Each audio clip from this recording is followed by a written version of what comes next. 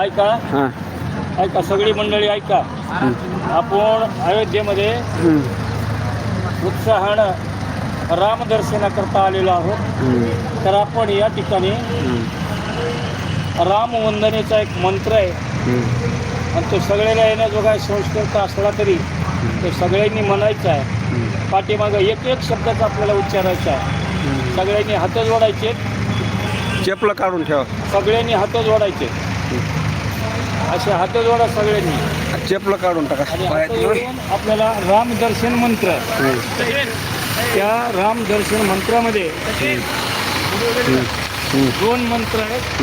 त्यापैकी आपण एका मंत्राचा उच्चार करायचा.